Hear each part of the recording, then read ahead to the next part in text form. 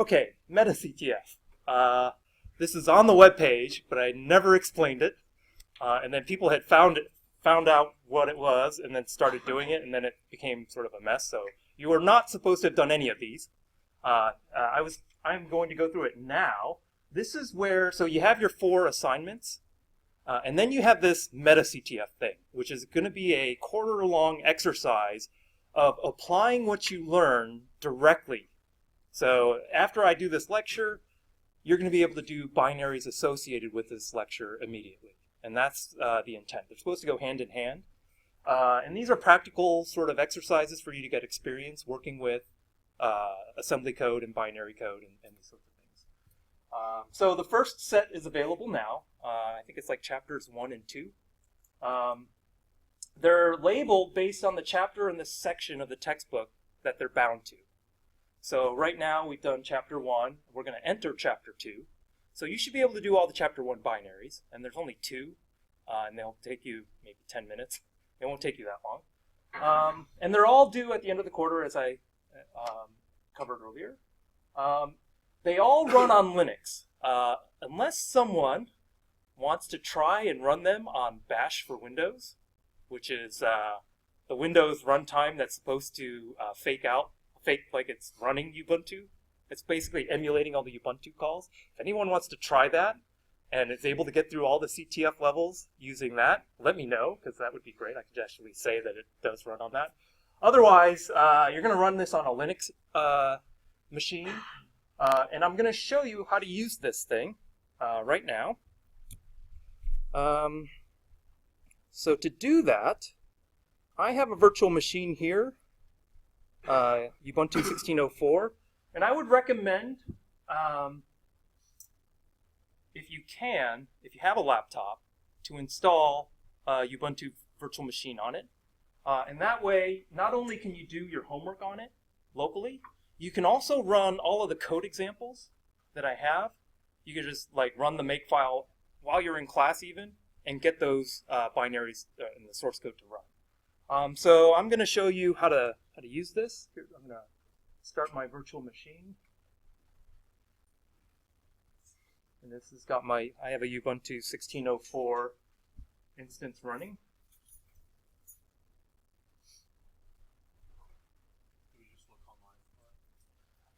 So you could install from a vanilla. So Ubuntu's got this ISO that you could actually install from VirtualBox.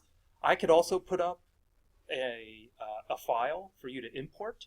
I actually have a walkthrough on how to import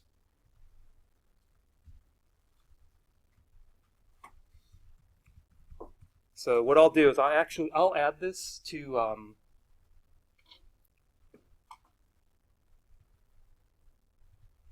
I will add this to our channel. If you want to do this on your own, there is a channel here.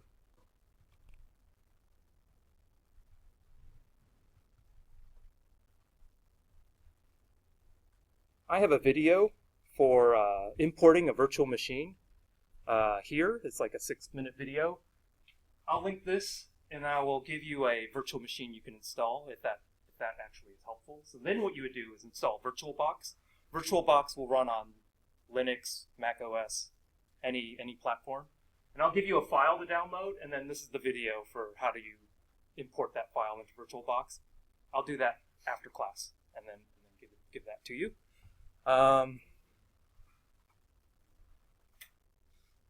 This will help you for the rest of your classes, actually, to have that running locally. Well, definitely a lot of the classes that I teach, it will help you. And even the operating system class, I think it'll be useful for that as well.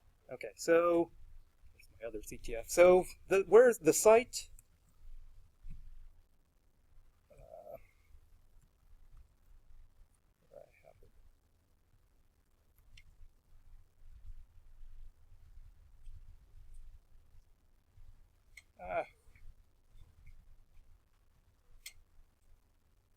So on the course webpage, the MetaCTF assignment, there was some confusion. So I'm running Mark Morrissey's section also. His is CS201.org in CTF. That's not your site. Don't go there. The site for this class is meta.org and CTF.org. And if you go there, you should be able to log in. So meta.org and CTF.org. You should be able to log in. Your username is your Odin ID. So this is my Odin ID. The password is the last 4 digits of your PSU ID. And you should be able to get that from Banner if you don't know it. Or is it on your ID? Yeah. It's on your ID. So I'll enter that in. And you should try this as soon as you can. And if you cannot log in, I need to know quickly so I can get you up and running. So this is the interface. I'm logged in. I can click on scores and I see, oh no, I've already solved a couple of these. Oh, I don't want that. Well, there's a download button that says choose the binary set you want to download. So I'm going to give these binaries. So your homework assignment is a set of binaries, and each binary has a magic password that will unlock it and print good job. So your assignment on each binary is to figure out what that is, and it's going to require you to be able to work with binaries and reverse engineer them and figure out how to get it to emit good job. So if you click on this, and I guess I already have downloaded it before, and click download, it gives you this zip file. And on Linux, that zip file is in the downloads directory. Whoa. Hang on a second. Let me do that again without all the other stuff in there. All right, so this is your zip file. And then if you do an unzip of it,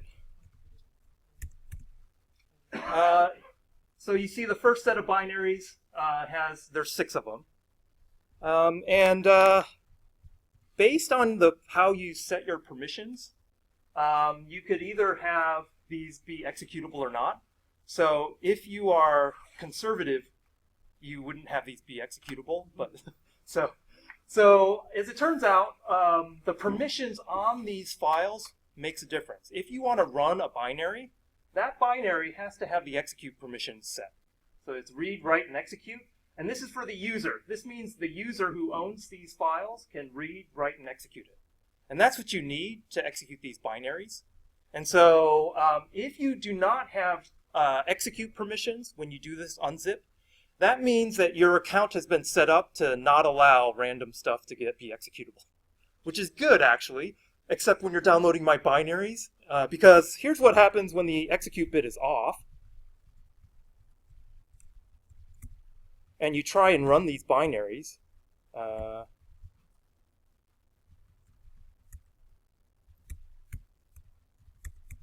says permission denied. And I think some people ran into this when they tried to unzip. So if this happens, then you have to add the execute permissions back onto it. Yeah, so change mod CS201 endian. So that was something that I did not expect. But because people's accounts were set up in certain ways, if you get an access or permission denied when you try and execute these binaries, that's what's happening. Okay, if you want to avoid this problem, there's this thing called the UMask. If you set this UMask to 077, then it will allow you to, when you do the unzip, it will allow you to have execute permissions on whatever you unzip. But you don't have to do this UMask thing. I'm just suggesting it. If you get tired of doing this chmod every single time, the way you change it is to change your UMask. Okay.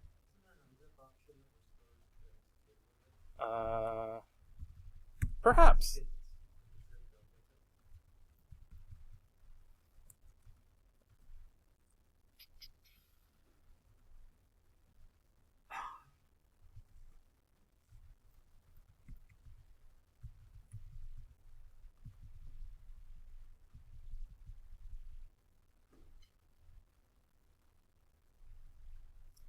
I don't know it, but if there is, if you could post it on the forum. If there is a what? A way to preserve the permissions on the zip. when you unzip if it says force the permissions to stay the same? I don't know.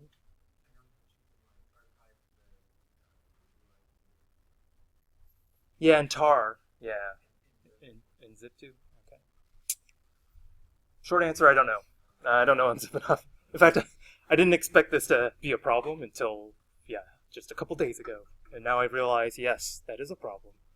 Don't know how to fix that because it's a local setting that you guys have that's causing it to lose its execute permissions. Okay, so and then you get a set of binaries. So let me change all these binaries.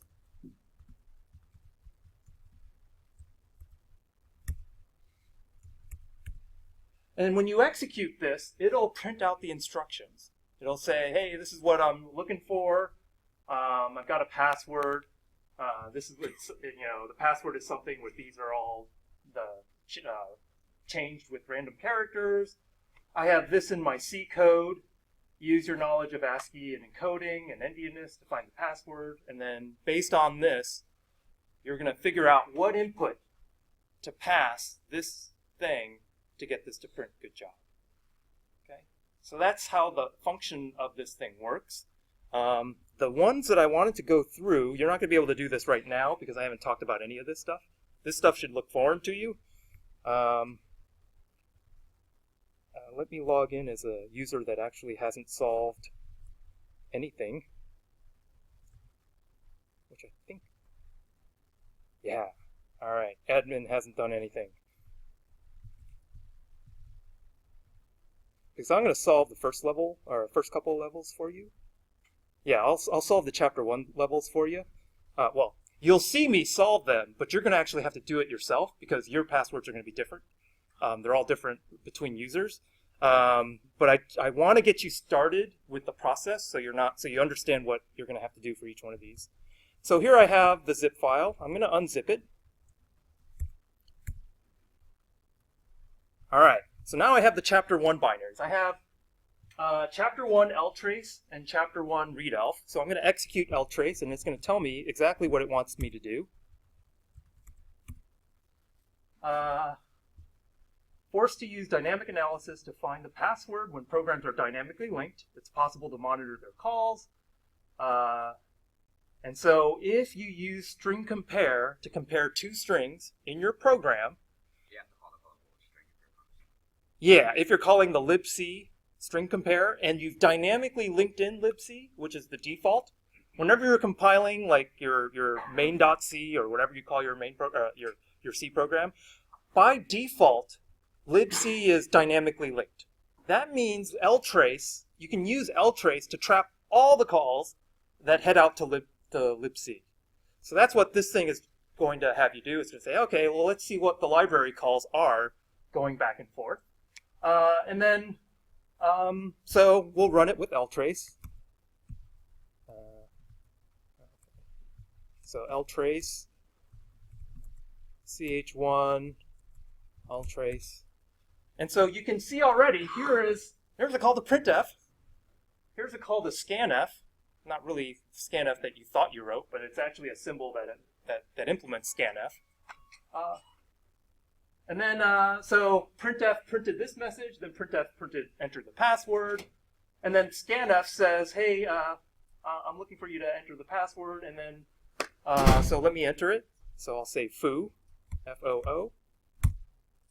And you see the strcomp call, foo with, it's looking for something, yeah. So I had a question about that actually. What if the thing he was comparing it to was like it wasn't actually just comparing it to the string, it was comparing it to a variable that was different? That would still get called, so it will still, because you're trapping on the library interface, ltrace will still get that. So even if this is not a static string, it gets modified and at runtime, still the... This is dynamic, so it's doing it at runtime. Yeah, it's at runtime. As soon as you do that call, no matter what you've munged in that string, it's actually going to show up in this output. So that's the first level. Yeah. So ltrace is designed for any useful purpose besides like trying to get passwords, or like how you have GDB for debugging. So is there any other purpose of ltrace like any other reasons to use it besides trying to? So if you're debugging your program and you know there's something going on with your library calls, then it's helpful to log it. There's another call called strace, which will log your system calls. So these are sort of diagnostic things that you can use. If you are an antivirus program, often does this. It says, I'm going to log all the writes to the file system, and I'm going to see if any of those writes are known malware, like rootkits. So I'm going to hijack the library call for good, like good purposes. And then I'm going to scan everything that goes across that interface for common malware sort of code. So that's one way to use it. Malware will do it too. So the good guys can do it, the bad guys can do it, because the malware is like, you know what, I'm going to hijack all those library calls so that when a list directory call goes through that library, I'm going to filter out my files so that command doesn't see that I have implanted a bunch of files in the file system that are bad. So this is just to get you used to the idea of, yeah, when you have these calls going into libraries, that they can be hijacked, and then you can do this sort of thing to see that they are. You will actually be writing in one of your later binaries, you will be hijacking the random number generator, calls to the random number generator. So that's the idea. And it's just software, and it's just bits in memory. And if you have a way of accessing those bits in memory and writing to them, then you basically can hijack the execution of that program. So that's what this is sort of the first step. And you'll be like, oh, I can, the software I can get at. I can actually change or get at some of this behavior. When we submit our answers back to the website, you put in the password for this one? Yes. So let me continue. Yeah. So this looks like a password. So then you say, okay, I'm going to guess that that's what it is. So I'm going to copy it, and I'm going to run it, and I'm going to say, okay, maybe that's it, and it is. So good job. You could actually trace that and see that the strcomp, right up here, the strcomp is -7, so obviously not equal. If you do this again with trace, and you put in the real password, you see that the strcomp here is 0. And then you're like, oh, equal. Print good job. So, okay. So that's the first one. Now you can all go home, do this, and then at least get the first one done.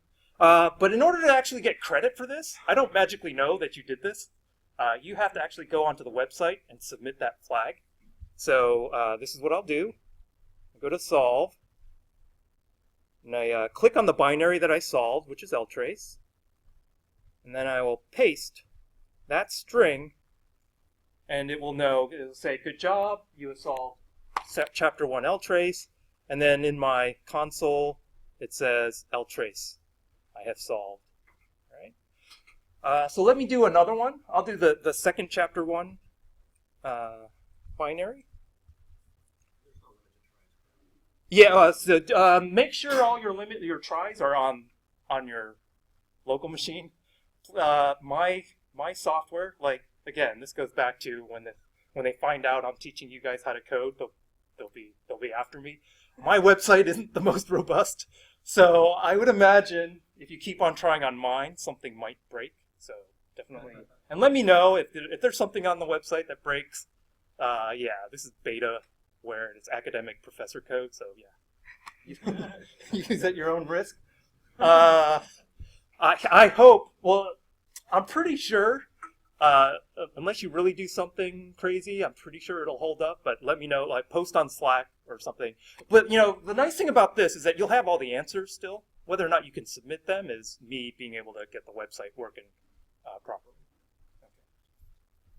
So let me do the next one. So readelf is.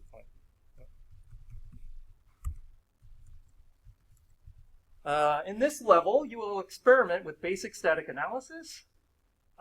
Your goal is to find the password that unlocks the program. Try using readelf-a to find the section number where the password might be stored.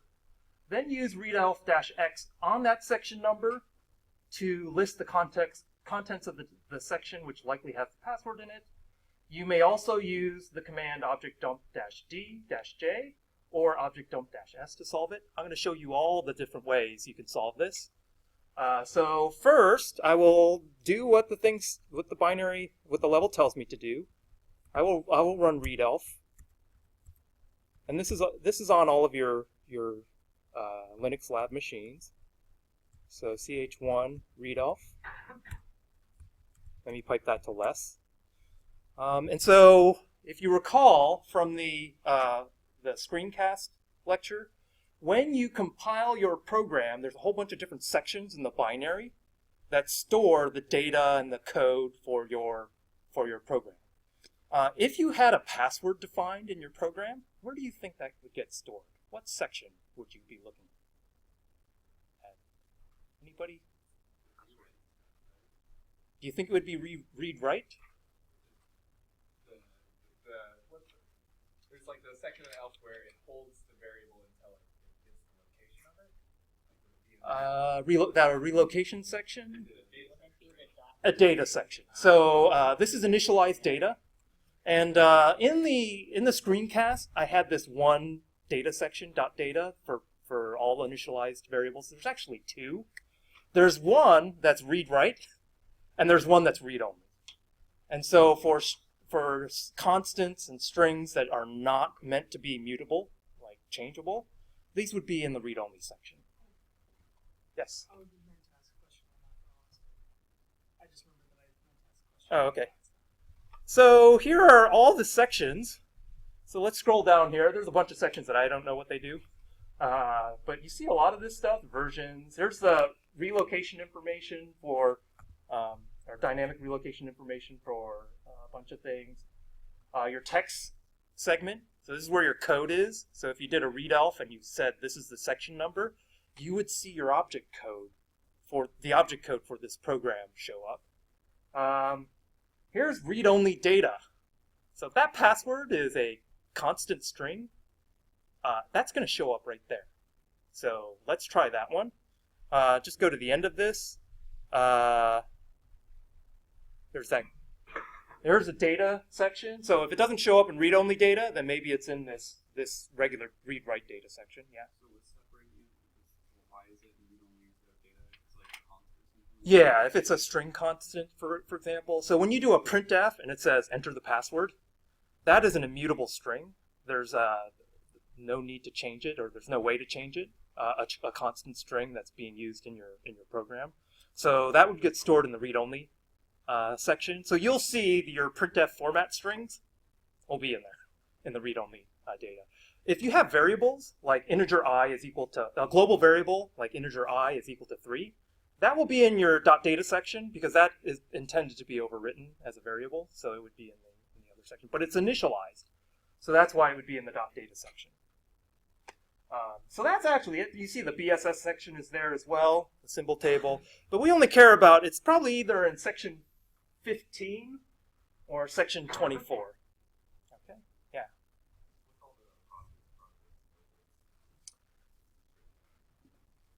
Don't know. Not relevant right now. But I'm sure, yeah, you would have to, I would have to look that up, just like you would have to look that up. Some of these are permissions. I am guessing it might be whether it's readable, writable, and executable. Because some of this stuff, like the data section, you don't want to execute anything in the data section, right? Because somebody could like input, malicious code in the data section and then cause you to execute it. So these might be permission bits that say, and I'm guessing, I don't know for sure, but this says, hey, data, no execute. Make it all 0. Or, read only, which let me see if the read only data's got different. But yeah, that's what I would guess. Yeah. So when your code is broken down like this into different sections, what takes care of giving you permissions? So within the binary itself, there are permissions that are granular to the memory pages. What the permissions we were talking about before had to do with the actual binary itself. What are you allowed to do on that binary? And then it's read, write, or execute. So that's at the highest granularity, is at the file system level. What can you do with that file? These permissions are for this section. When this section gets loaded into the process memory address space, there are permissions for different parts of the memory space, and that's what I think is going on here. And you can pull that out using readelf. I just have never done it before, so I don't know the actual what the actual numbers are. Where do you see the read and write flags on? I don't. I'm guessing. So yeah, I don't. I'm just imagining, and my hypothesis was incorrect. So yeah, I don't know. Yeah. All right. So let's. So 15 and then 24. Those are the two things that have data in it. Okay. So let me get these instructions back up.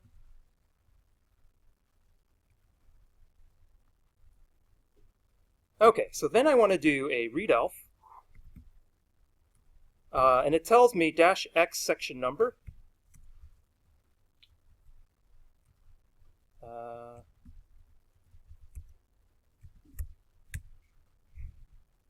So this is the read-only section, and you see the format string %s,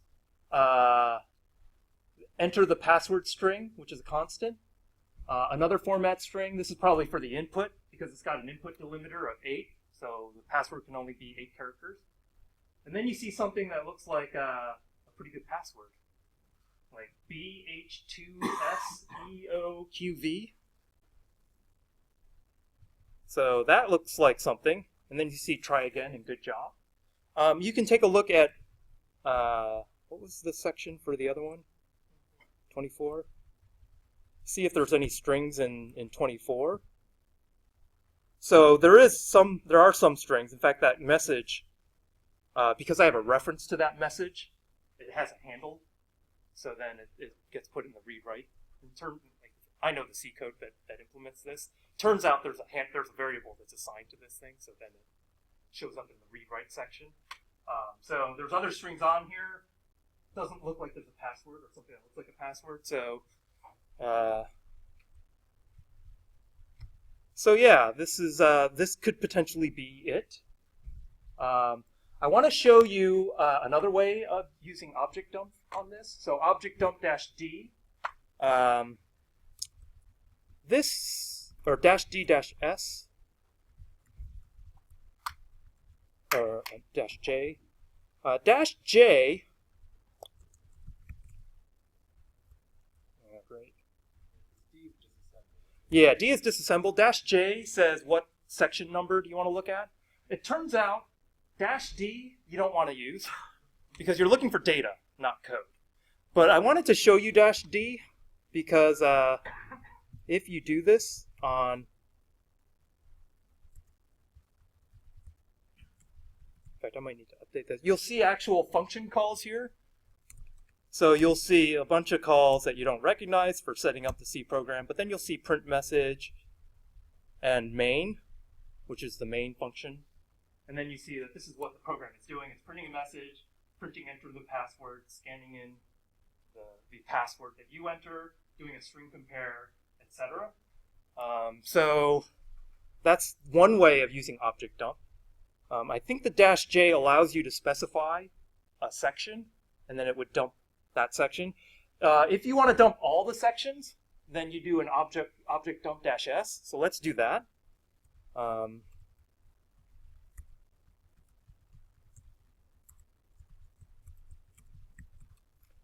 And so these are all the sections that you saw in the readelf. So when we did the readelf, we saw the 20-some sections.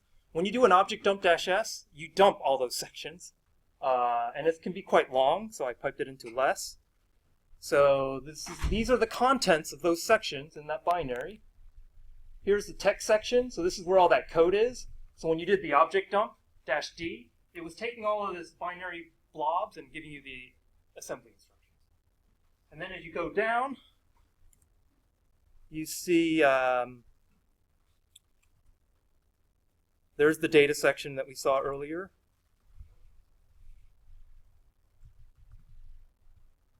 Where is RO data? So this is another way of getting the read-only data, and you see that there's something over there that looks like a password. So let's try it. BH2SEOQV. Well, get something close to it.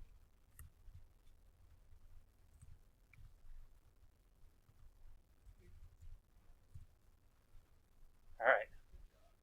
So then submit that, and then you're okay. So you guys all understand how this works now? So throughout the quarter, just keep up with these levels. You should be good. No, that would be too easy. But they are going to be very focused. And the name of the binary tells you exactly what I'm getting at, or what we're trying to get at with these levels. So it's not trying to trick you or anything, but it is trying to get you to use the tools and the concepts to solve a level.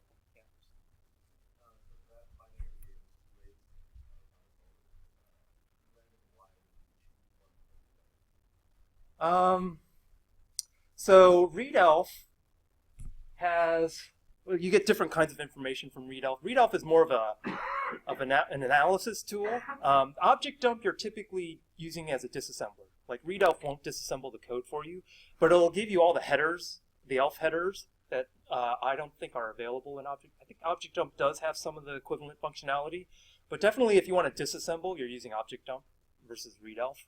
I just wanted to show you both tools. But they do have some obviously they have some equivalent functionality. Yeah. Okay, so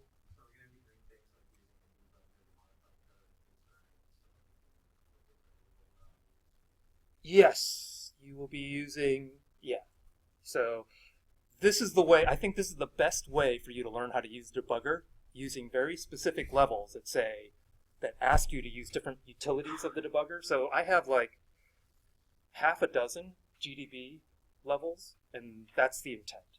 I mean, you could watch that GDB video and like see all those commands, but until you actually use them, it's not gonna sink in.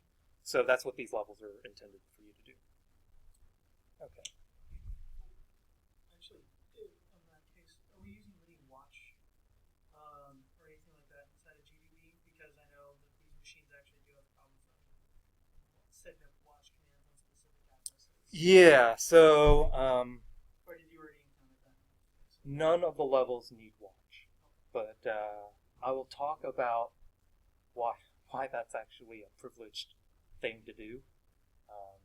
Probably later. Yeah. But yeah. Any other questions?